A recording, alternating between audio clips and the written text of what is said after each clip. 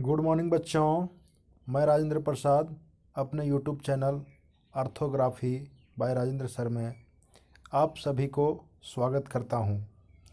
आज मैं पुनः एनसीईआरटी 11वीं कक्षा की भौतिक भूगोल के मूल सिद्धांत के अंतर्गत एक टॉपिक दिया गया है। यूनिट 4 में अध्याय 8 वायुमंडल का संगठन तथा संरचना। तो आज हम लोग वायुमंडल का संगठन तथा संरचना को देखेंगे और इसके साथ ही साथ जो भी इस विषय वस्तु से वस्तुनिष्ठ एवं लघु प्रश्न बनेंगे उसको भी देखेंगे, बिल्कुल सरल भाषाओं में। तो सबसे पहले मैं शुरुआत करता हूँ, वायुमंडल किसे कहते हैं।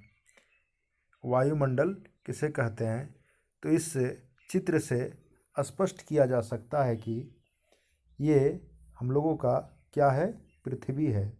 और उसके चारों ओर आप देखिए, इस साइड में चारों ओर नज़दीक नज़दीक में संघनन वायु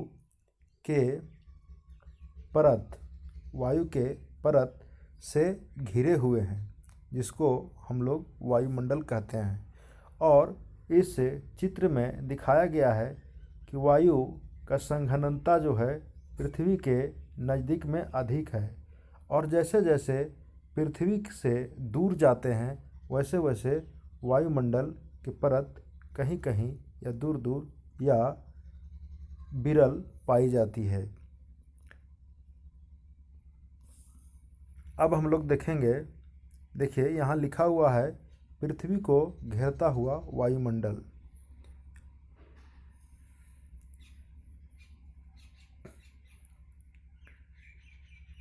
पृथ्वी के चारों ओर वायु के आवरण को क्या कहेंगे, वायुमंडल कहेंगे या कहते हैं। वायु का यह आवरण गुरुत्वाकर्षण, किसके कारण, गुरुत्वाकर्षण के कारण पृथ्वी के चारों ओर कंबल की भांति चिपका हुआ होने के कारण पृथ्वी का एक अभिन्न अंग बना हुआ है।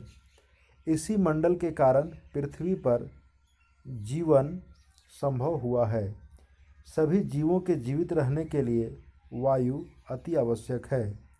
वायुमंडल का 99% भाग भूपृष्ठ से मात्र 32 किलोमीटर की ऊंचाई तक सीमित है।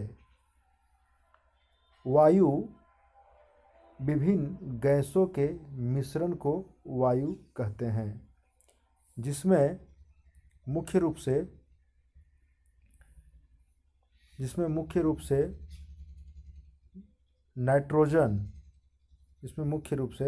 Nitrogen, oxygen, argon, carbon dioxide, neon, helium, ozone, hydrogen, methane, krypton, xenon आदि गैसें पाई जाती हैं। और बच्चों, वायु रंगहीन, गंधहीन और स्वादहीन होती है। वायु का कोई कलर नहीं होता है, कोई स्वाद नहीं होता है, गंध नहीं होता है और रंगहीन होता है। लेकिन जब वायु प्रदूषण हो जाता है तब उसमें बदबू या गंध देना शुरू करता है। गैसों के अलावा वायुमंडल में जलवाष्प और धूल कण उपस्थित रहते हैं। तापमान, वायु दाब के आधार पर वायुमंडल को, किसके आधार पर, तापमान और वायु दाब के आधार पर वायुमंडल को मुख्य रूप से 5 परतों में बांटा गया है।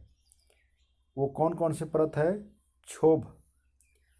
क्षोभ मंडल, समताप मंडल, मध्य मंडल, आयन मंडल और बाह्य मंडल। सभी मंडलों की अलग अलग विशेषता है, जिसको हम विस्तार से चर्चा करेंगे। ये आप लोग का पुस्तक में एक दिया गया चित्र है, जिसको बतलाया गया है कि सबसे पहला नंबर पर क्षोभ मंडल है उसके बाद क्षोभ सीमा है। क्षोभ सीमा समताप मंडल और क्षोभ मंडल को अलग करता है। प्रश्न में पूछा जा सकता है क्षोभ सीमा कौन कौन मंडलों के बीच में पाई जाती है, तो क्षोभ मंडल और समताप मंडल के बीच में, और इसकी मोटाई जो है बच्चों 1.5 किलोमीटर के आसपास है। कितनी है? 1.5 किलोमीटर। और इस मंडल में दोनों क्षोभ मंडल और समताप मंडल के विशेषताएं पाई जाती है। उसके बाद है समताप मंडल। अब उसके बाद है समताप मंडल। नाम से पता चल रहा है कि यहाँ के तापमान जो है समताप होता है, लेकिन ये समताप मंडल और मध्य मंडल के बीच में एक समताप सीमा है। इसके बारे में भी पूछा जा सकता है कि समताप सीमा किन किन दो मंडलों के बीच में पाई जाती है। उसके बाद है मध्य सीमा। मध्य सीमा मध्य मंडल और बाह्य मंडल के बीच में पाई जाती है। उसके बाद है बाह्य मंडल, और इसका आज तक कोई वास्तविक दूरी या अनुमान नहीं लगाया गया है। इन सभी मंडलों के बारे में हम विस्तार से देखते हैं।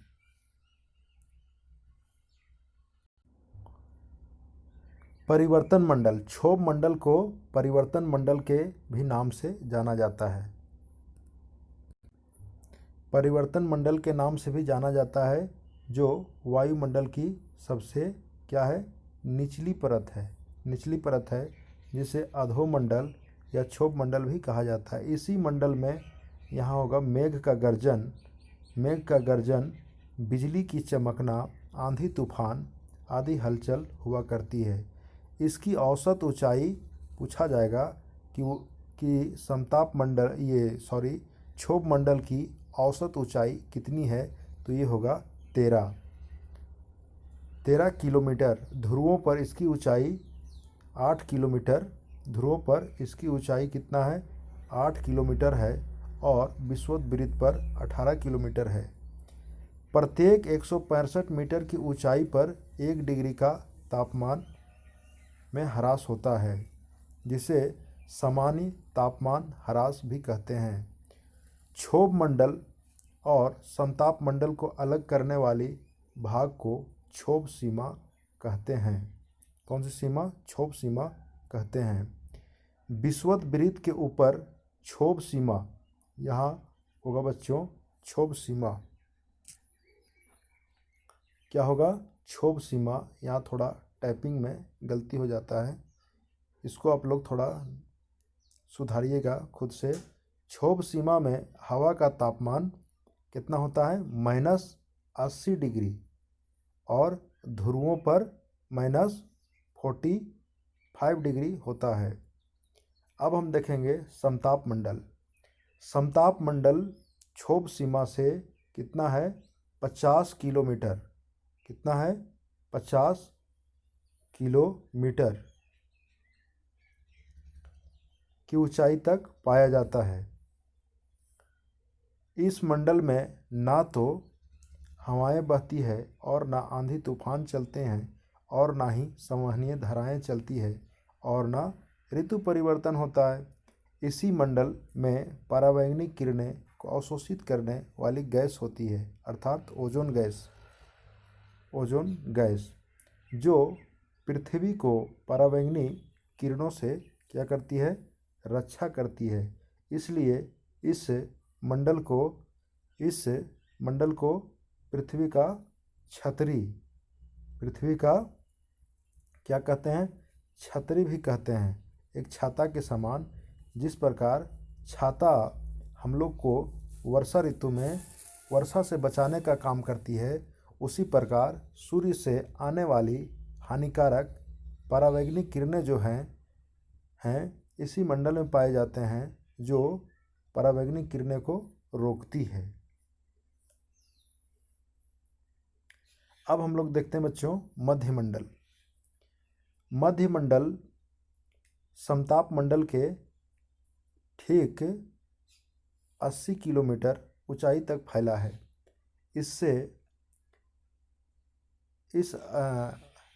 यहाँ गलती हुआ है। ऊंचाई के साथ साथ इसमें जो है ऊंचाई के साथ साथ तापमान में गिरावट होता है। 80 किलोमीटर की ऊंचाई तक पहुंचकर ये 100 डिग्री सेल्सियस तापमान में गिरावट हो जाती है। मध्यमंडल की ऊपरी परत को मध्य सीमा कहते हैं।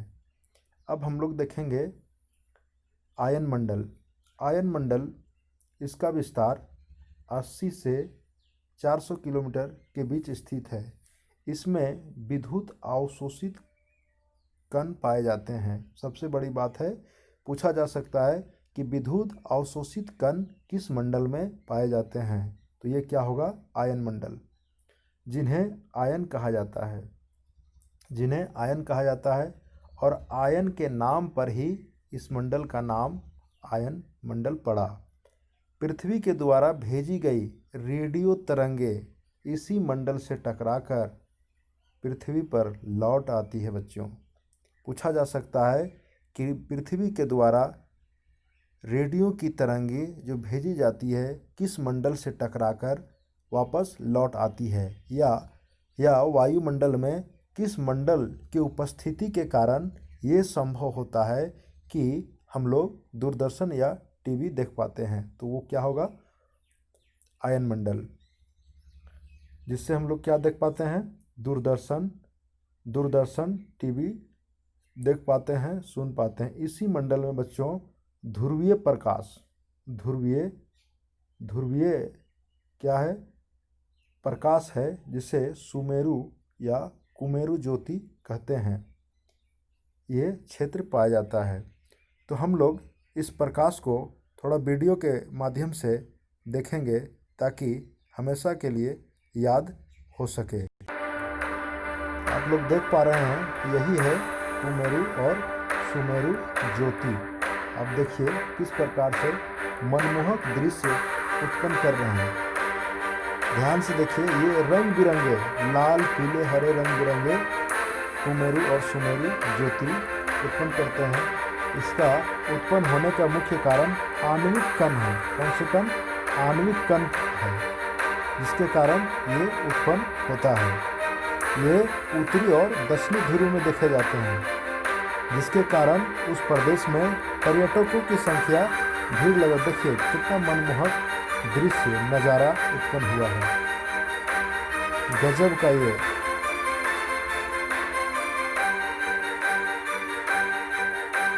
दृश्य का निर्माण हो रहा है। देखिए किस प्रकार की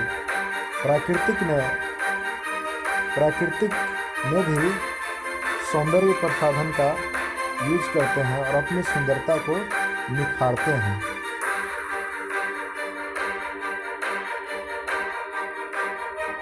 वाह, क्या बात है, गजब।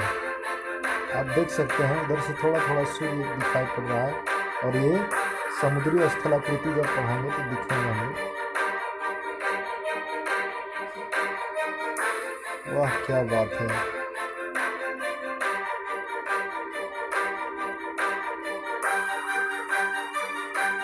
चलिए अब हम लोग टॉपिक पर आते हैं।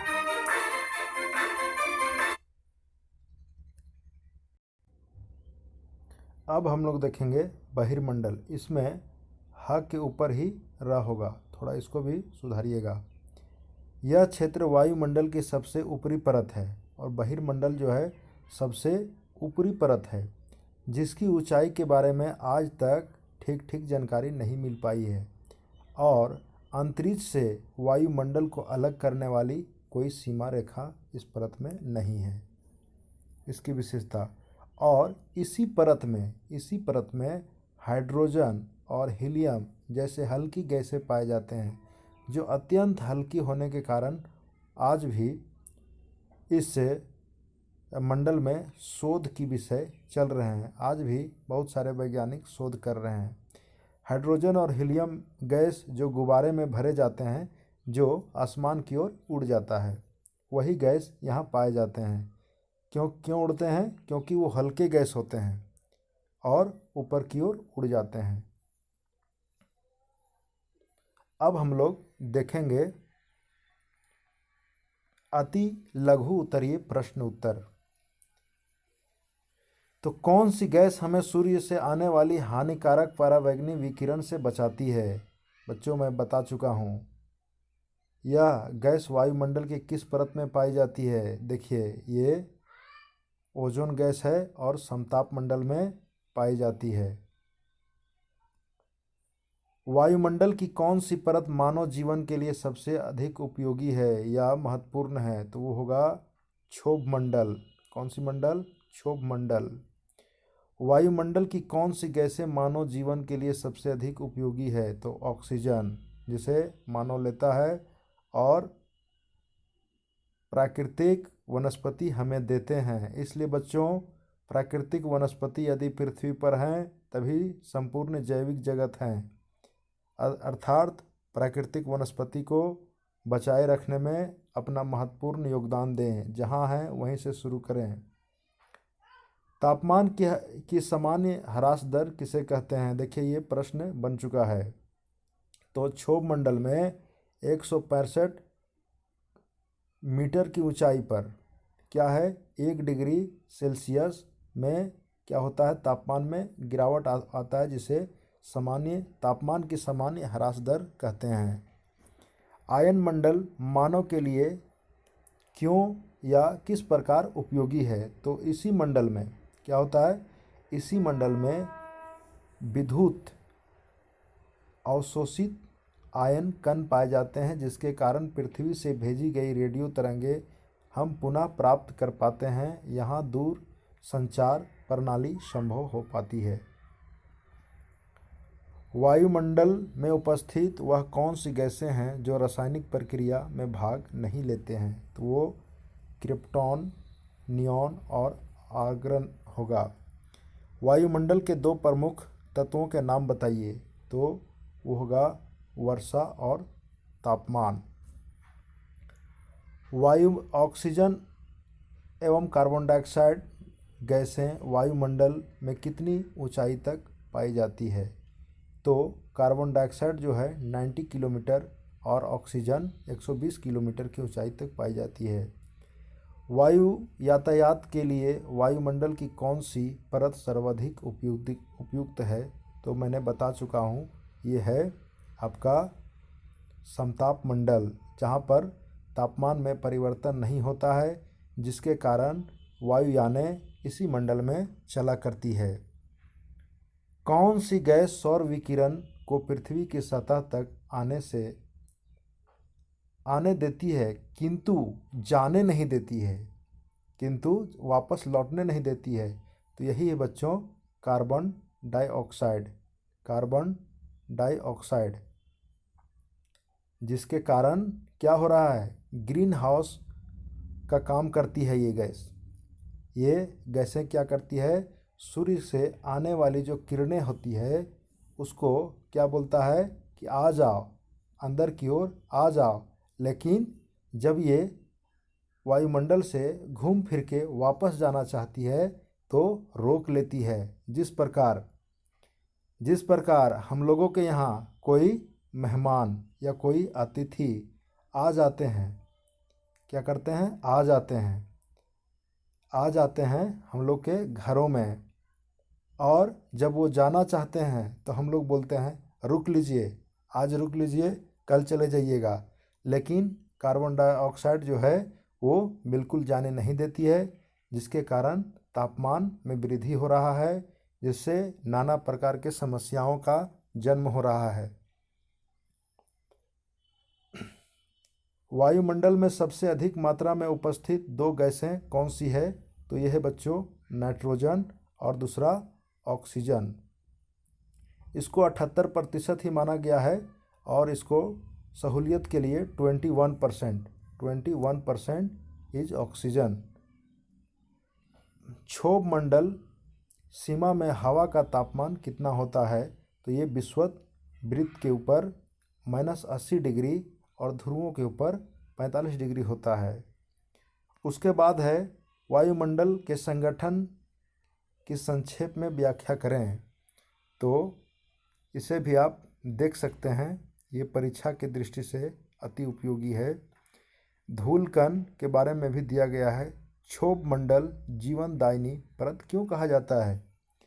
क्योंकि क्योंकि हम लोग क्या करते हैं, हम लोगों के लिए वायु का चलना, वर्षा का होना, बिजली का चमकना, बादलों का बनना, ये सारे के सारे घटनाएं कहाँ होती है?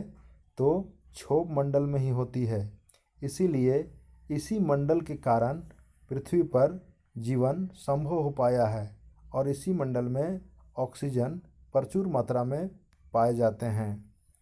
वायुमंडल में धूल के कणों का क्या महत्व है? वायुमंडल में वायु की गति के कारण सूक्ष्म धूल कण उड़ते रहते हैं और ये धूल के कण विभिन्न स्रोतों से प्राप्त होते हैं। कहाँ कहाँ से? सूक्ष्म मिट्टी, धूल, समुद्री नमक, धुएं की कालिक, राख तथा उल्कापात के कण सम्मिलित हैं। ये धूल कण हमारे जीवन के लिए बहुत उपयोगी हैं। इस प्रक्रिया से बादल बनते हैं और सुबह के समय आप लोग देखते होंगे जब सन उगता है या शाम के समय जब सन डूबता है तो देखिएगा कि उसके चारों साइड में लालिमा छा जाती है जो बिल्कुल मनमोहक दृश्य प्रकट करती है। वो धूल कण के कारण ही संभव हो पाता है। क्षोभ मंडल को वायुमंडल की सबसे महत्वपूर्ण परत क्यों माना जाता है? क्योंकि इसी मंडल में मानव के जीवन जीने से संबंधित अनुकूल दशाएं मिलते हैं। अब हम देखते हैं मौसम तथा जलवायु में अंतर क्या होता है। तो मौसम में क्या होता है? तापमान, वर्षा, वायुदाब, आर्द्रता, वायु की दिशा, गति आदि तत्वों के औसत योग को मौसम कहते हैं और ये छोटे भूभाग पर कम अवधि के लिए या दैनिक वायुमंडलीय दशाओं में अभिव्यक्त किया जाता है। ये होता क्या है?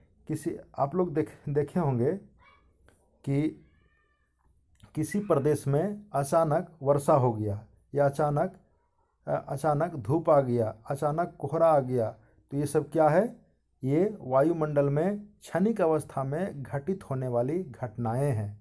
क्या है? घटित होने वाली घटनाएं हैं और ये प्रतिदिन कुछ न कुछ बदलते रहता है। आप देखे होंगे सुबह के समय कभी बहुत अधिक ठंड लग रही है तो कभी गर्मी पड़ना शुरू हो जाता है। अचानक कभी कभी देखिएगा कि धूप है दोपहर में लेकिन वर्षा होना शुरू हो जाता है। तो ये क्या होता है? वायुमंडल में क्षणिक अवस्था में होने वाली क्रिया है। तो आप लोग ने कभी कभी आप लोग ने क्या, सब लोग ही हमको उम्मीद है कि सुने होंगे, एक फिल्मी गाना था कि मौसम की तरह तुम भी कहीं बदल तो ना जाओगे। अर्थात मौसम जो है बदलने वाली प्रक्रिया है।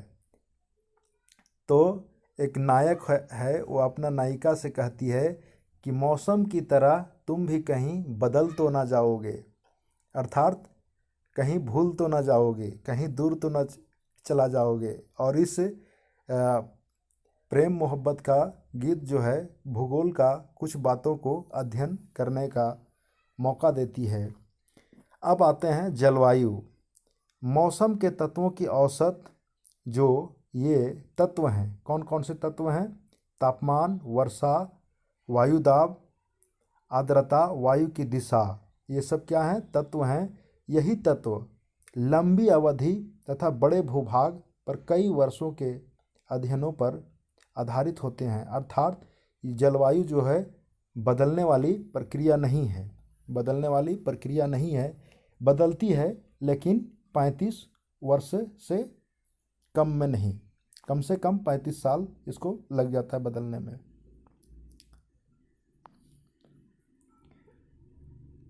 एरोसॉल्स क्या है, से क्या तात्पर्य है? तो ये सारे के सारे कुछ गैस हैं, इसे देख लीजिए।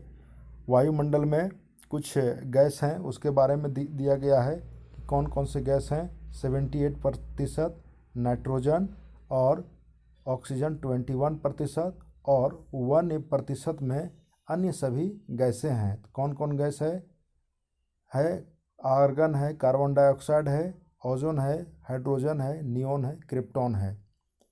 तो ओजोन के बारे में पूछा जाता है कि ओजोन का प्रतिशत कितना है वायुमंडल में।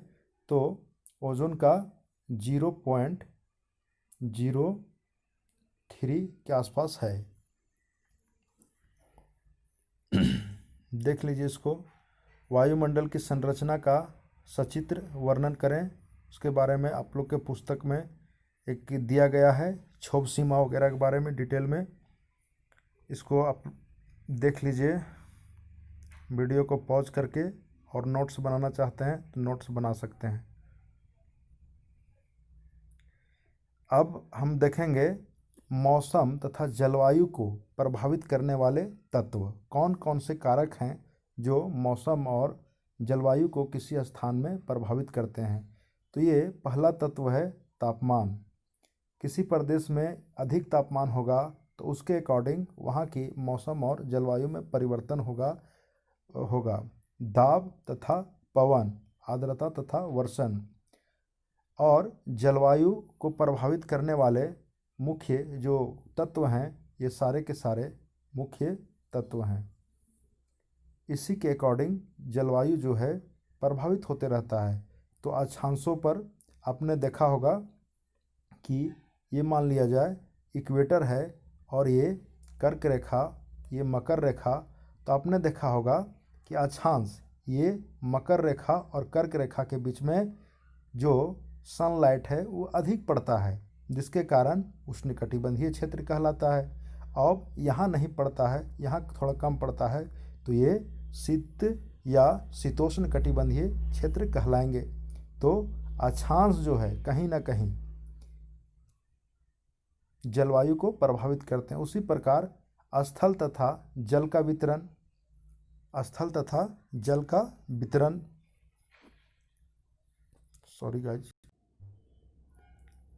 उसी प्रकार उच्च दाब तथा निम्न दाब की पेटी, पवन, ऊंचाई, पर्वतीय बाधा, महासागरीय जलधाराएं और अन्य प्रकार की तूफानें, ये सारे के सारे क्या हैं, जलवायु को प्रभावित करने वाले तत्व हैं।